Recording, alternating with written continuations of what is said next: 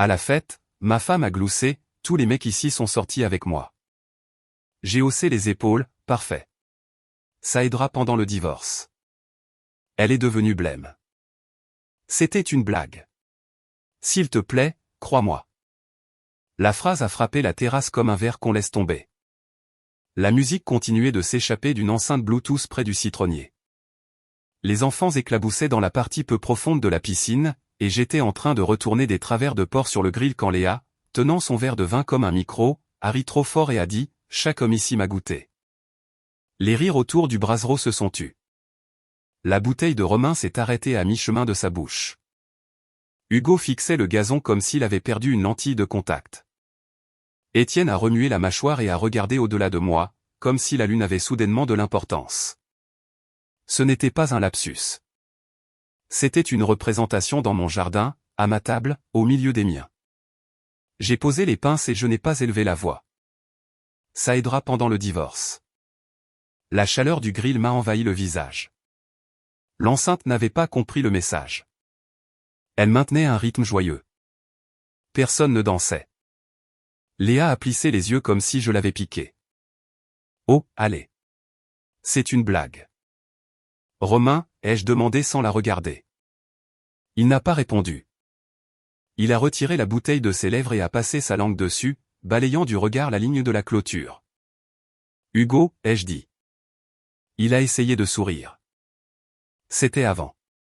De l'histoire ancienne. Étienne s'est raclé la gorge. Une fois. Je ne savais pas que vous étiez sérieux tous les deux. Léa a posé une main sur mon bras. Arrête. Tu gâches ma fête. J'ai retiré sa main de mon bras comme si c'était du plastique tiède. Puis je me suis tourné vers les 3 hommes que je connaissais depuis l'université et avec qui j'avais bâti une entreprise. Je leur ai dit, c'est fini entre nous. Attends, a dit Romain. Ne fais pas ça. Je l'ai interrompu. Vous 3, debout dans mon jardin pendant que ma femme fait son numéro. Pas ce soir. Plus jamais. Le visage d'Hugo a eu un tic. C'était avant. Tu m'as entendu. Les voisins sont devenus silencieux. Ma chef de projet, Laïa, se tenait là avec une assiette de salade de pommes de terre, les yeux écarquillés. Mon voisin, Franck, s'est figé au milieu d'une histoire sur son nouveau programmateur d'arrosage. On était à Nice en juillet, et l'air lui-même semblait nous observer. Léa a essayé d'en rire. Il ne sait pas apprécier une blague. J'ai regardé les invités. La fête est finie. Puis je me suis retourné vers elle. Et tu fais tes valises. Si j'avais su où cela allait nous mener, j'aurais tout arrêté sur le champ. Mais je voulais des faits, pas du bruit. Les premières personnes ont commencé à rassembler les enfants et les serviettes. J'ai raccompagné le trio jusqu'au portail. Pas de cris, pas de drame, juste le glissement silencieux du loquet et eux 3 de l'autre côté, soudainement plus petits. Romain a commencé à dire quelque chose. J'ai levé la main. Il a ravalé ses mots et a reculé. Léa m'a suivi sur la terrasse, ses talons claquant sur le travertin.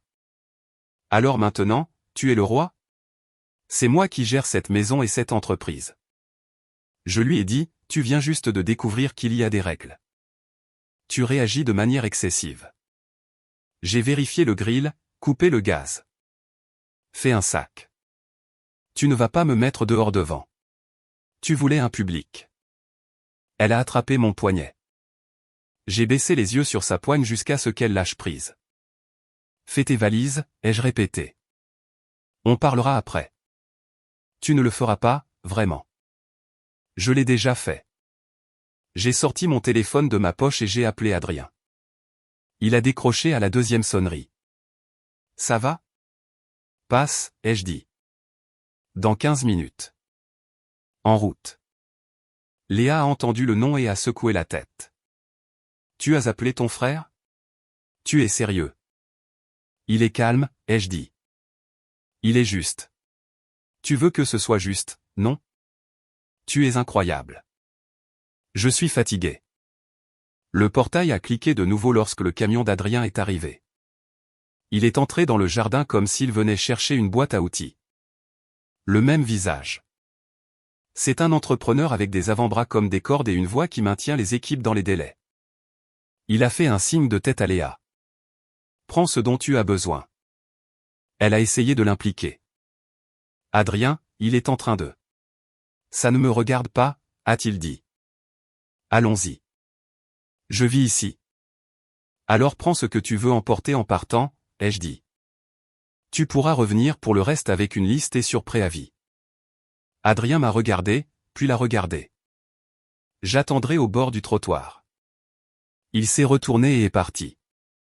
Elle est restée là, les yeux fixés sur moi, puis sur la maison, en train de calculer. Elle est entrée sans claquer la porte. C'était déjà ça. Je suis resté près du grill et je l'ai gratté, de l'en va-et-vient, comme n'importe quel dimanche soir. Elle est revenue avec un sac fourre-tout et une trousse de maquillage enroulée. Tu regretteras de m'avoir humilié. C'est toi qui m'as humilié, ai-je dit. J'ai juste réglé l'addition. Il y avait des gens ici, a-t-elle dit. Tu n'étais pas obligé. Tu as choisi les gens, ai-je dit. Tu l'as fait en public, alors on règle ça en public. Elle m'a dévisagé une seconde de plus, puis est partie. Adrien ne m'a pas regardé. Il a ouvert la portière passager et a hoché la tête. Les feux arrière du camion ont tourné au bout de la rue et ont disparu. Le jardin était silencieux, à l'exception du système de brumisation d'un voisin qui s'est mis à siffler. Je suis retourné au grill, je l'ai couvert et j'ai empilé les assiettes. Je ne tremblais pas. Je prenais des décisions. Si j'avais cru que cette nuit serait le pire, j'aurais dormi. Je savais que ce n'était pas le cas. Lundi matin, la chaleur rebondissait sur les vitres de notre immeuble de bureau comme si elle essayait d'entrer. Je suis arrivé tôt, j'ai fermé la porte et j'ai écrit 3 lettres. Des démissions volontaires avec les blancs remplis. 3 avis de licenciement pour faute grave avec les sections du règlement imprimées en gras. Le règlement venait de moi, oui, mais il existait parce que la plupart de nos embauches reposent sur la confiance et l'accès. J'ai envoyé une invitation de calendrier, salle de conférence à 8h30, obligatoire. Ils sont arrivés ensemble, comme si nous étions de retour à l'université et en retard pour un cours pratique que nous n'avions pas préparé. Romain s'est assis, a laissé tomber ses bras sur la table, a essayé d'esquisser un sourire narquois. Hugo a choisi la chaise du bout, comme s'il assistait à une déposition dont il n'était pas la cause. Étienne a pris le siège le plus proche de la porte et a fixé la fenêtre dépolie comme si elle pouvait le sauver. J'ai fait glisser les 2 piles de papier au centre. Choisissez en une. Romain a froncé les sourcils. Tu nous licencies ? Je vous donne le choix, ai-je répondu. Partir proprement, ou partir avec un motif agrafé à votre dossier. Hugo a rapproché une page du bout des doigts. C'est extrême. Ce que vous avez fait tous les 3 était extrême. Vous vous êtes assis à ma table pendant des années, vous êtes venus chez moi chaque week-end, et vous n'avez jamais dit un mot. Pendant ce temps, ma femme se tenait sur ma terrasse et sortait une blague avec vos noms en dessous. C'était avant que vous soyez mariés, a tenté Étienne. Vous l'avez caché après. Romain s'est penché en avant. C'est personnel. Ça n'a rien à voir avec le travail. Tu as été mon ingénieur principal, mon responsable des opérations et mon estimateur, leur ai-je dit. Ici, on ne fonctionne pas à l'heure. On fonctionne à la loyauté. Les clients m'appellent à 21h. Je vous appelle, vous venez, et je vous place dans des pièces en me basant sur la confiance. Vous ne m'avez pas seulement regardé dans les yeux en vous retenant de parler. Ce n'est pas une catégorie différente. C'est le même bateau. Hugo s'est frotté la tempe. On n'a pas menti. On n'a juste pas déterré de vieilles histoires. Vous m'avez laissé construire autour de vous tout en gardant un secret qui avait un prix, ai-je dit. Vous l'avez laissé s'asseoir dans nos loges, partager nos voyages, se construire un cercle social aux frais de l'entreprise, et vous n'avez rien dit. Ce n'est pas ancien. C'est actuel. Romain a pointé un doigt vers les papiers. C'est mal, Thomas. Qu'est-ce que tu ferais à ma place ? Permettez-moi de mettre l'histoire en pause une petite seconde. Si vous êtes toujours là, s'il vous plaît, cliquez sur le bouton j'aime. Ça aide vraiment YouTube à recommander cette histoire à plus de gens. Merci beaucoup pour votre soutien.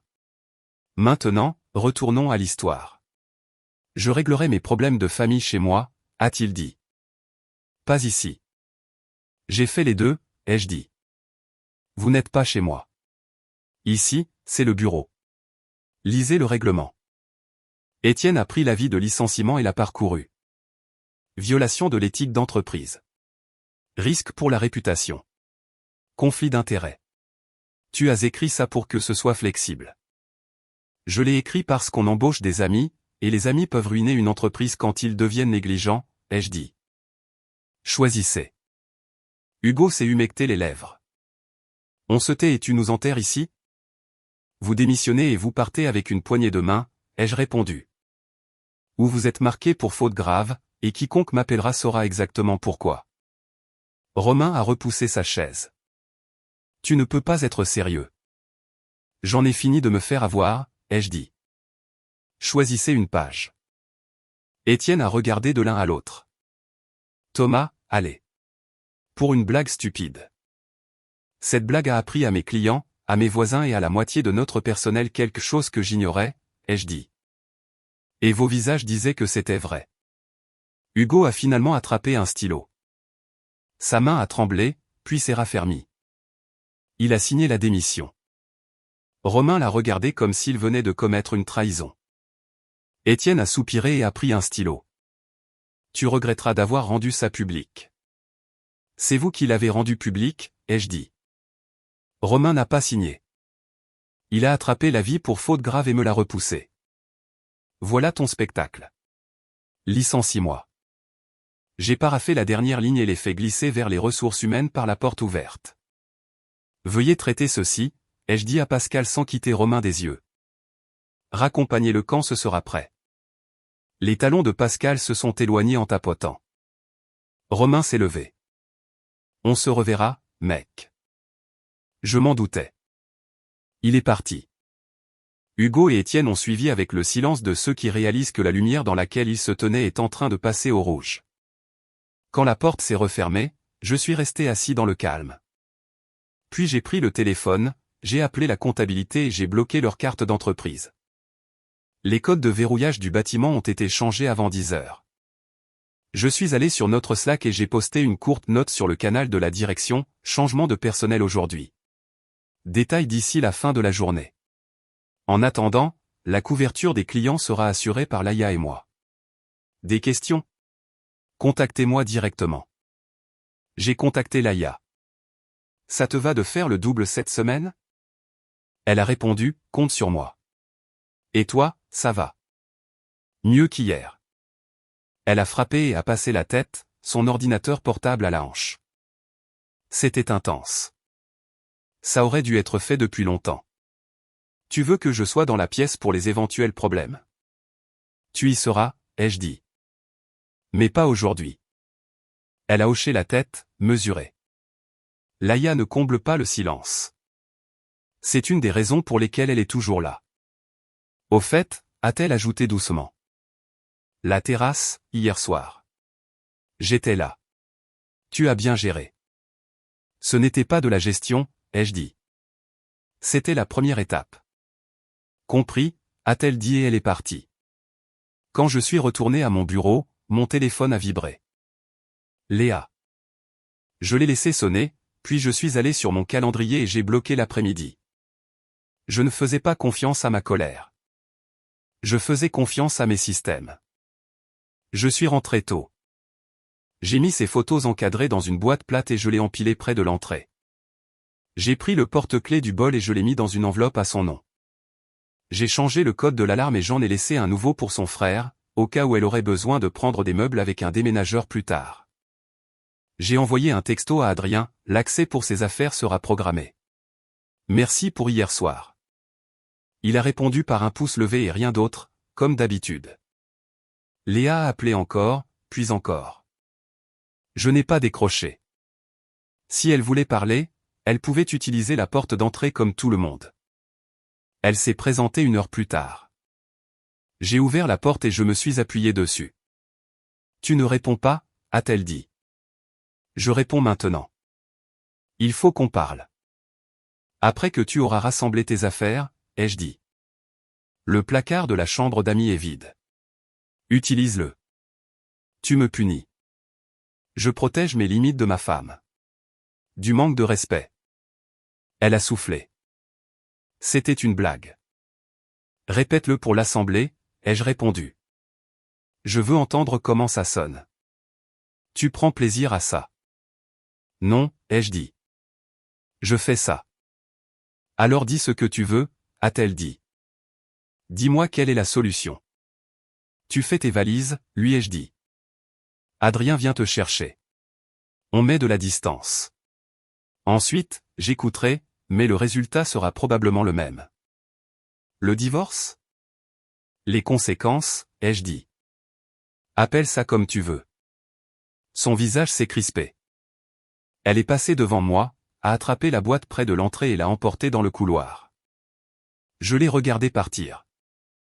Elle n'a pas claqué de porte, n'a pas pleuré.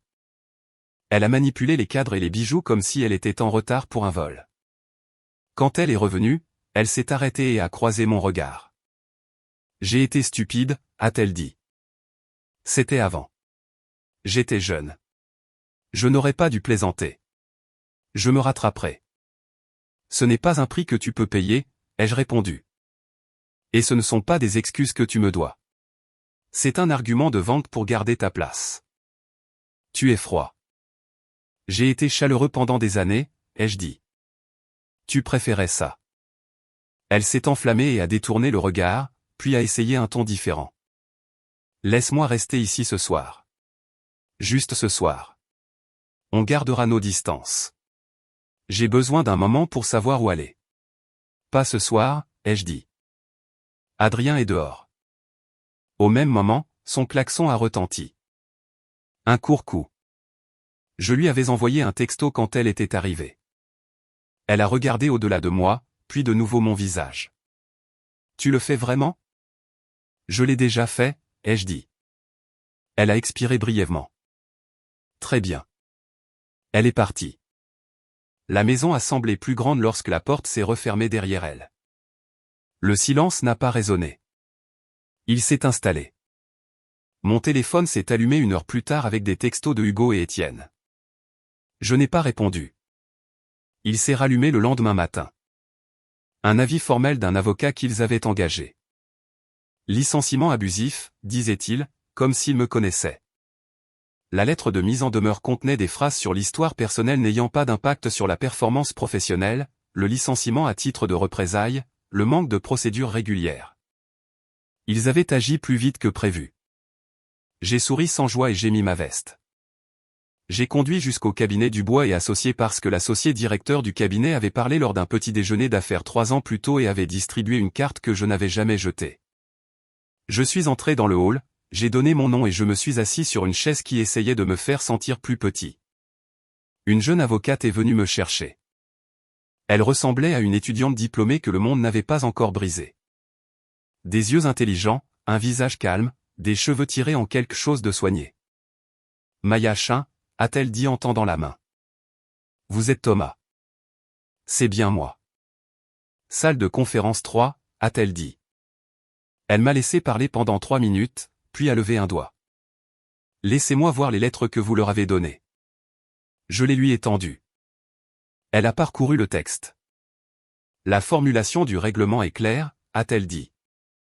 Pas parfaite, mais utilisable. Ils vont argumenter que je les ai licenciés pour quelque chose qui s'est passé dans mon salon. Ils vont argumenter que vous avez pris une décision émotionnelle, a-t-elle dit, et que vous avez violé vos propres procédures. Nous présenterons cela comme une rupture de confiance dans une culture basée sur l'accès.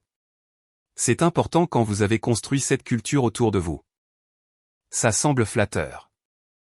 Ce n'est pas un compliment, a-t-elle dit. C'est un argument pour la cohérence. Votre image de leader est l'image de l'entreprise. Il le savait. Votre femme aussi. J'ai haussé un sourcil. Vous avez entendu l'histoire de la fête. Vous avez commencé par ça, a-t-elle répondu, sans sourire, ce dont j'avais besoin. Maintenant, donnez-moi la chronologie. Je lui ai donné des dates. Quand j'ai rencontré Léa, quand l'entreprise a été créée, quand les gars ont rejoint, les dîners d'équipe, les vacances, un voyage au ski où Romain a amené une femme qui n'est plus dans le tableau maintenant. Elle a dessiné des lignes et des boîtes sur un bloc-notes juridique comme un constructeur esquissant un plan. Des rumeurs internes sur le favoritisme, a-t-elle demandé. Quelques grognements l'année dernière, ai-je dit. On a embauché Laïa plutôt que la recommandation de Hugo. Il a boudé. Probablement par courriel, a-t-elle dit. Trouvez-les. Je veux toute référence à un traitement de faveur, non pas parce qu'on le prouvera, mais parce que cela montre le poids de la perception.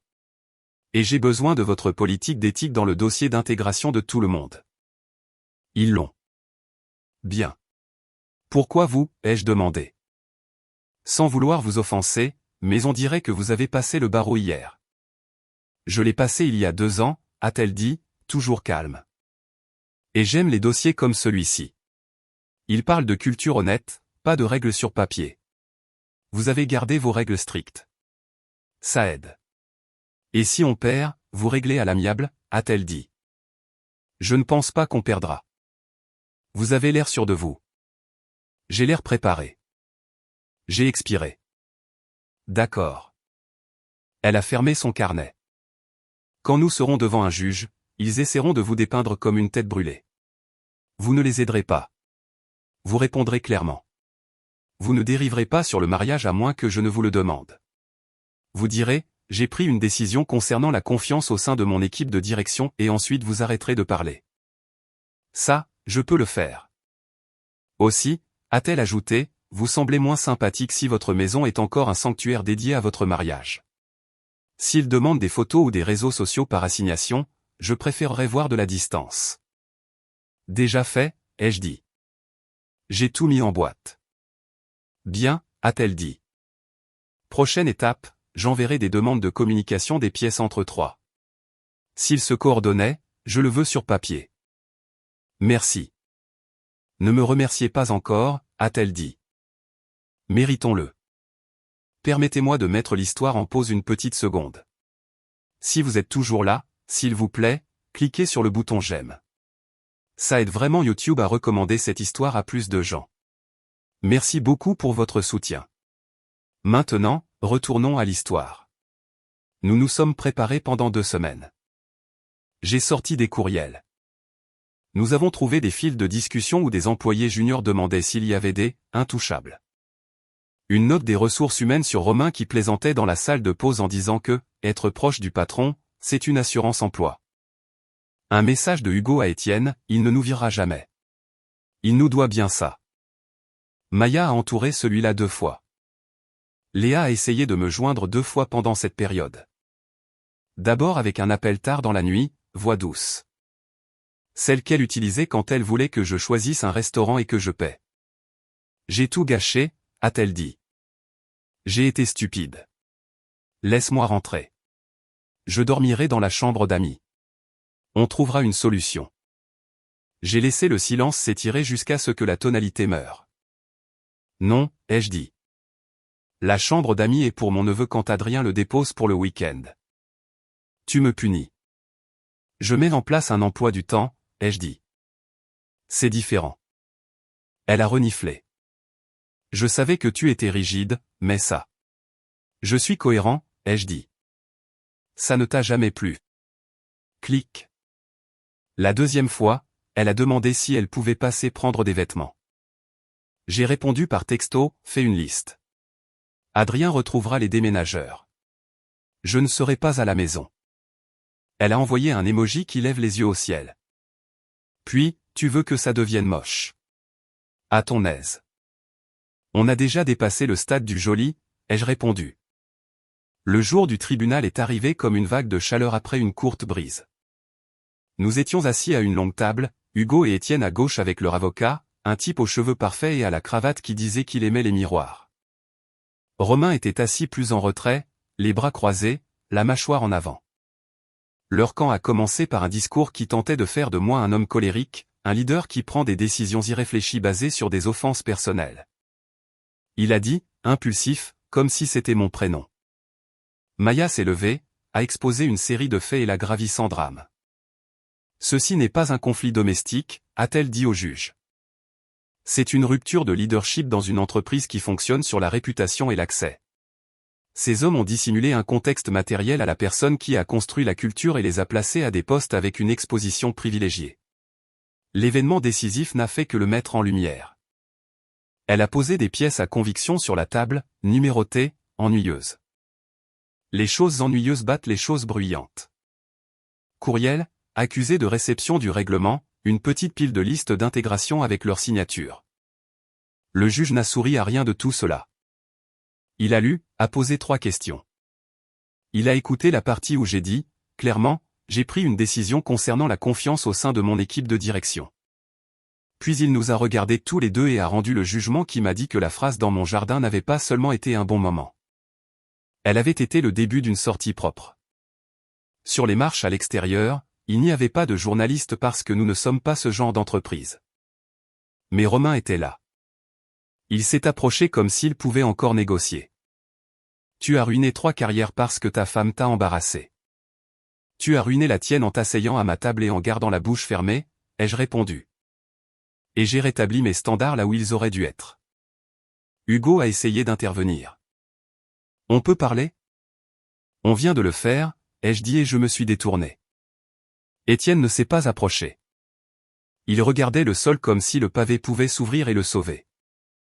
Maya a glissé son sac sur son épaule. Un café pour fêter ça?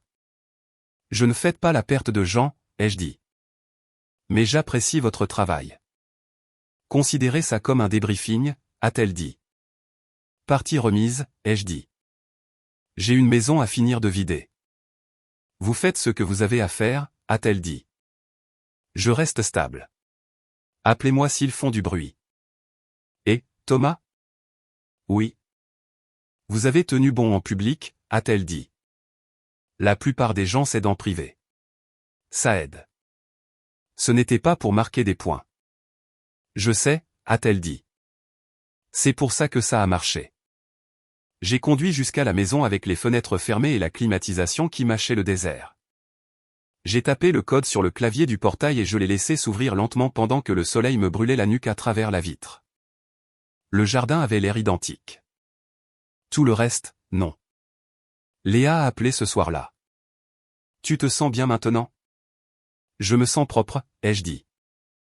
Tu les as détruits, a-t-elle dit. Tu aurais pu les laisser démissionner. Je leur ai donné le choix. Tu veux toujours prouver quelque chose, a-t-elle dit.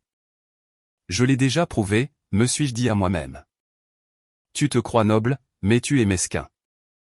Tu as sorti cette phrase dans mon jardin comme si tu distribuais des cadeaux de fête, lui ai-je rappelé. Maintenant tu veux que je compte les chaises? Tu aurais pu garder ça entre nous, a-t-elle dit. Un vrai homme ne. Arrête, les jeux coupés. Ne me vends pas une meilleure version de moi qui correspond à ton confort. Tu es insupportable, a-t-elle murmuré. Je suis indisponible, ai-je dit et j'ai raccroché. Elle s'est présentée 2 jours plus tard sans sac. C'était le matin. J'avais réarrangé les meubles pour ouvrir le salon et j'avais retiré notre photo de mariage de la cheminée. C'était une belle photo, bonne lumière, costume correct. Elle était maintenant dans un tiroir avec les passeports. Elle est entrée dans la maison comme si celle-ci se souvenait encore de son poids. Je ne suis pas là pour me battre, a-t-elle dit. Je suis là pour m'excuser. Poursuis, ai-je répondu. Tu ne méritais pas ça, a-t-elle dit. Rien de tout ça. Je voulais avoir le contrôle. Je voulais de l'attention. Je pensais que je pouvais dire une bêtise et arranger ça plus tard. J'avais tort. Tu avais tort, ai-je dit. Je ne demande pas à revenir, a-t-elle dit rapidement, lisant sur mon visage. Je demande à dire que je suis désolé pendant que tu peux l'entendre, sans que tu penses que je manigance quelque chose. J'ai laissé les mots flotter. D'accord, ai-je dit. J'accepte les excuses. Elle a fait un demi-pas en avant. Il n'y a pas de mais? Il y a un point final, ai-je dit. Elle a fermé la bouche. Je sais que j'ai ruiné ton respect. Je sais que je t'ai fait paraître petit dans ton cercle. Je sais ce que ça coûte à un homme comme toi. Je n'ai pas paru petit, ai-je dit. J'ai paru déterminé à en finir. Elle a regardé les espaces ouverts, la cheminée avec un nouveau bol là où se trouvait la photo. Tu as agi vite. Je n'ai pas attendu, ai-je dit. Tu aimes tester et te rétracter. Je ne joue plus à ce jeu. Je ne teste rien, a-t-elle dit doucement. Je suis là parce que je dois te regarder dans les yeux et dire que j'ai merdé. Je suis là parce que j'aimais ce que nous avions construit. Tu aimes la plateforme, ai-je dit. Tu aimes les événements, les dîners, les entrées faciles grâce à mon nom. Tu aimes le filet de sécurité. Tu me fais passer pour. Ne me demande pas d'enjoliver les choses, ai-je dit. J'ai fini d'enjoliver les choses. Elle a mis ses mains dans ses poches comme si elle ne savait pas où les mettre. Et maintenant? J'ai attrapé l'enveloppe que j'avais posée sous le bol. Elle avait des onglets. Elle était prête depuis lundi, mais je voulais la lui remettre quand je pourrais le dire clairement. Qu'est-ce que c'est? A-t-elle demandé. Des papiers, ai-je dit. Tu verras. Les termes sont équitables. Je ne brûle pas la maison. Je ferme la porte à clé. Tu as déjà signé? Oui, ai-je dit. Tu peux ajouter ta signature, et on peut finir ça comme des adultes. Sans bruit. Sans théâtralité de dernière minute. Elle a pris l'enveloppe mais ne l'a pas ouverte. Y a-t-il quelque chose que je puisse dire pour changer ça? Il y a beaucoup de choses que tu pourrais dire, ai-je dit. Ça ne changerait rien. Tu n'es même pas en colère. Je l'étais, ai-je dit. Puis j'ai choisi une limite et je l'ai franchie. Tu trouveras quelqu'un d'autre et tu feras comme si rien de tout ça n'était arrivé. Je ne ferai pas semblant, ai-je dit. Je me souviendrai. Je ferai mieux. Et moi? Tu apprendras, ai-je dit. Ou pas. Quoi qu'il en soit, cette partie est terminée. Elle a fixé le vide une seconde de plus, puis a baissé les yeux et a hoché la tête une fois. Un petit mouvement rigide qui a probablement dû lui faire mal au cou. Je signerai. Donne-la à Adrien, ai-je dit. Il la transmettra aux bonnes personnes. Tu ne me laisses même pas la rapporter ici, a-t-elle demandé en relevant le menton. Non, ai-je dit. Cette porte est pour d'autres choses maintenant. Elle n'a pas pleuré. She didn't shoot.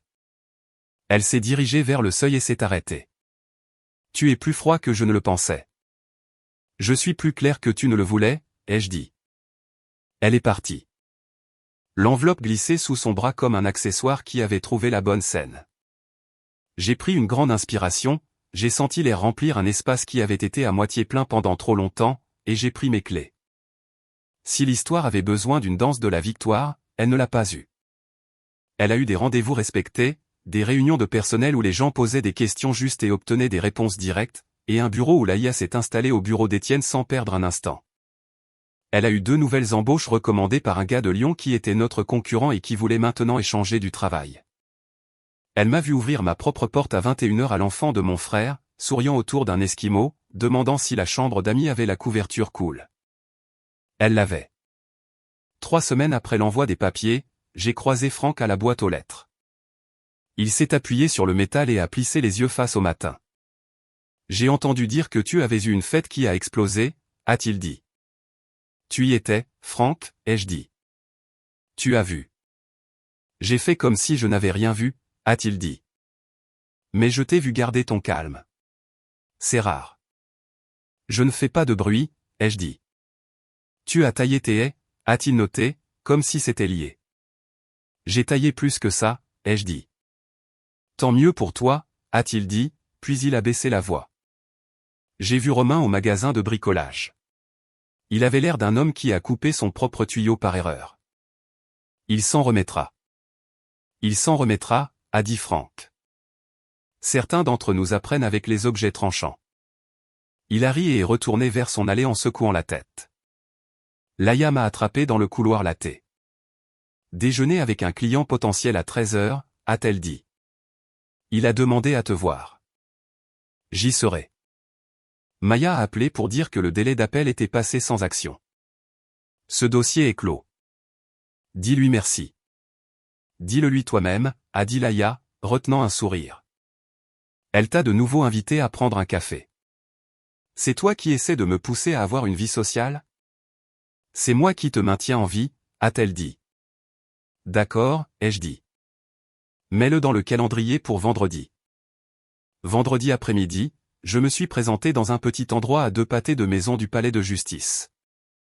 Maya était déjà à une table avec 2 tasses et un bloc-notes juridique qu'elle n'a pas ouvert. « Vous avez l'air moins fatigué » a-t-elle dit. « J'ai déplacé des meubles » ai-je répondu. « Ça aide. »« J'aime gagner » a-t-elle dit. « J'aime le mériter » ai-je dit. Elle a soutenu mon regard une seconde. « Vous voulez parler de quelque chose qui n'est pas dans un dossier ?» Bien sûr, ai-je dit. Dites-moi pourquoi vous aimez les pièces à conviction ennuyeuses. Elles ne contredisent pas, a-t-elle dit. Et elles ne mentent pas. Les gens, si. C'est vrai. Nous avons parlé pendant 1 heure de vieilles affaires et de la façon dont les petites entreprises vivent ou meurent à cause des 5 pires minutes d'une année. Nous n'avons pas parlé de Léa. Nous n'en avions pas besoin. 2 mois plus tard, la maison était différente. J'ai remplacé le grand canapé d'angle par 2 canapés plus petits et un fauteuil robuste qui m'allait bien. J'ai garé un Toyota Hilux d'occasion dans l'allée et j'ai vendu le Peugeot 3008 sur lequel Léa avait insisté parce qu'il correspondait à notre image de marque.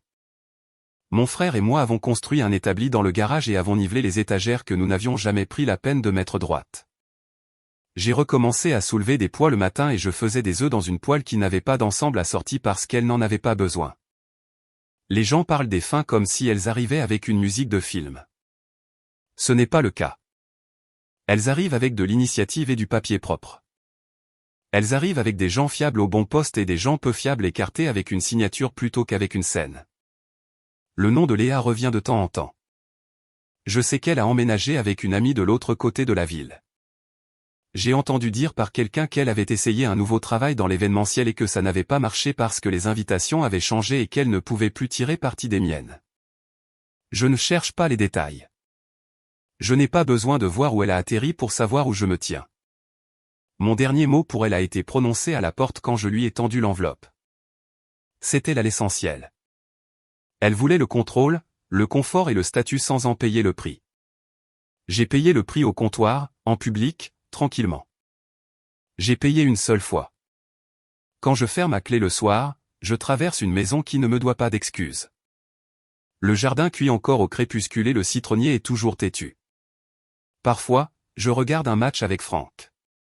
Parfois, Adrien passe avec son fils pour des hamburgers. Parfois, Maya me rejoint pour un café qui se transforme en dîner.